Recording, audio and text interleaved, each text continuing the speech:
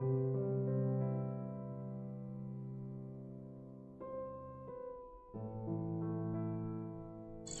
शेतकरी मित्रांनो, स्वागत आहे एका नव्या व्हिडिओमध्ये।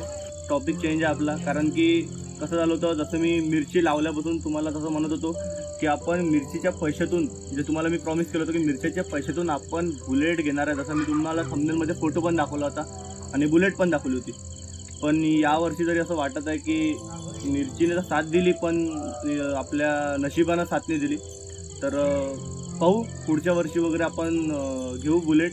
पण यावर्षी थोडंसं मी जे प्रॉमिस केलं होतं तुम्हाला त्याच्याबद्दल खरंच मी माफी मागतो, कारण की मी माझ्या प्रयत्नामध्ये कुठं कमी पडलो असेल किंवा जे मी तुम्हाला प्रॉमिस केलं होतं त्याच्यामध्ये मी कमी पडलो असेल, माझ्या मेहनतीमध्ये कमी पडलो असेल। त्यामुळे मी जे बुलेट ठरवली होती, जे आपण मिरची लागवड करतानाच तेव्हा सांगितलं होतं की आपण जेवढाही आपला खर्च निघेल, खर्च काढून जेवढा आपल्याला प्रॉफिट राहील त्याच्यामध्ये आपण बुलेट घेणार, हे तुम्हाला आश्वासन दिलं होतं। पण ते कुठे जाऊन आज थोडंसं चुकल्यासारखं वाटत आहे। मी ओव्हर कॉन्फिडन्समध्ये तुम्हाला तो शब्द देऊन दिला, तर आता थोडंसं मला पण खराब वाटत आहे।